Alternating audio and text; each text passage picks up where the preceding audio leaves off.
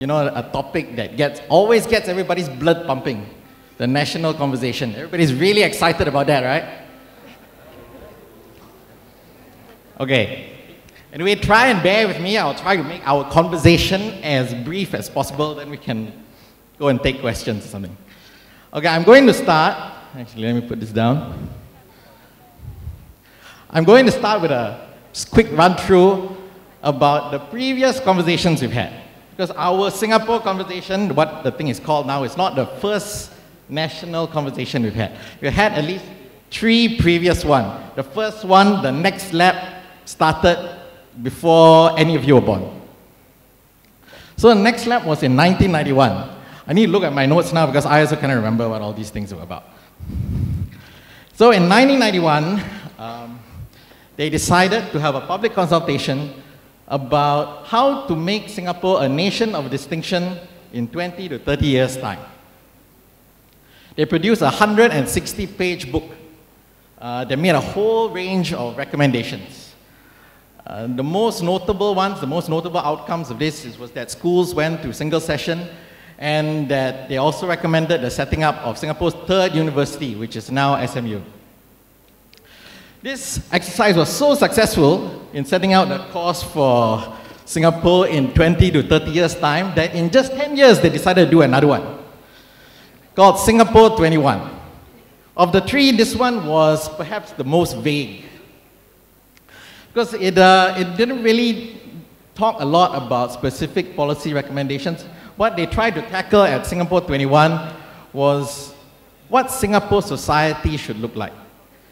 And so they came out with a bunch of broad statements like every Singaporean matters, or we need to have opportunities for all, and have strong families.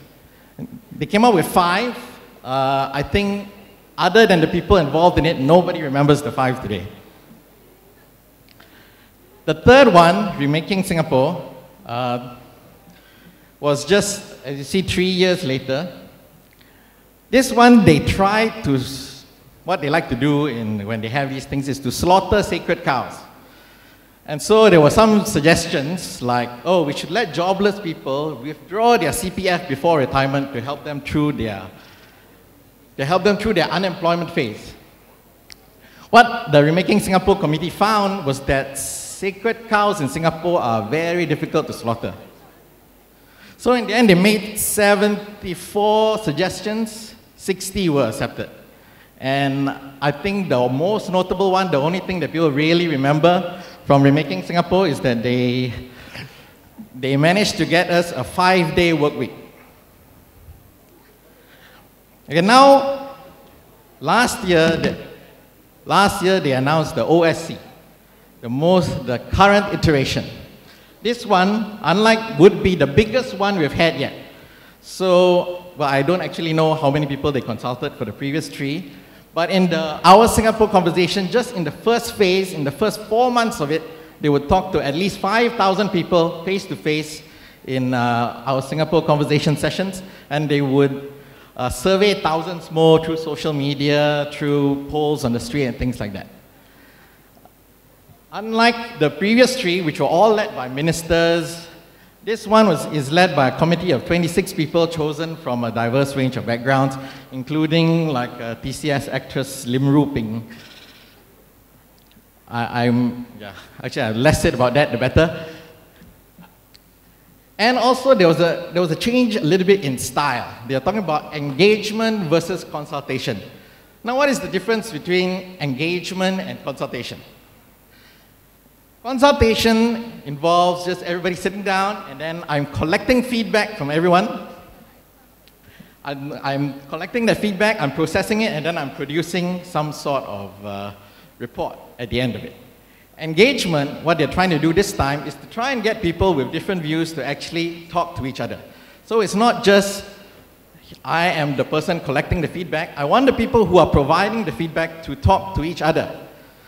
Because they find that people these days at least have a very different point of view on many different things. Like young people tend to talk quite naturally about things that are important to young people, And old people tend to want to talk about things that are important to old people. In the past, I would just collect the info from the young person and collect the info from the old person and try and find something happy in the middle so that the middle-aged people are happy. Now, engagement, I want the young person and the old person to sit together at a table and try and help each other see the different points of view. Now, why do we have to go through this? Why do it this way?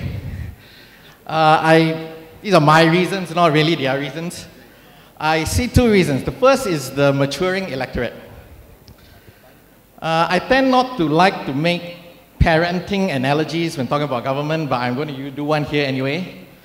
It's like when you are a parent and your child is small, the child will just do whatever it is you want. You want to go out, you just grab the baby and you go.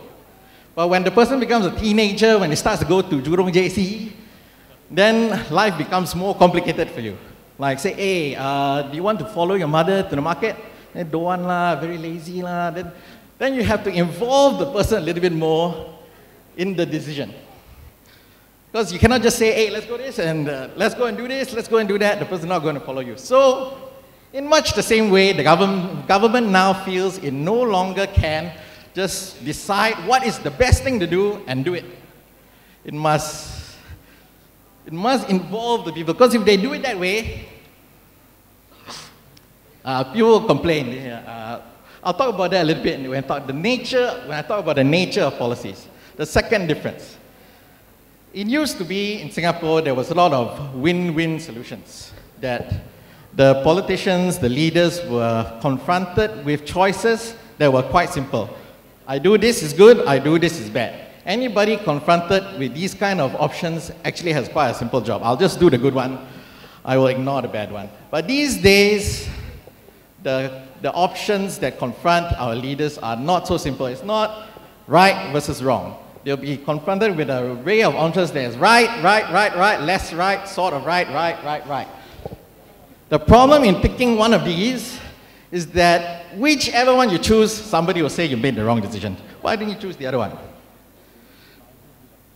So in order to help make their decisions now, they feel they need to talk more with the citizens so everybody can feel part of the decision, even if the ultimate decision is not one that they agree with.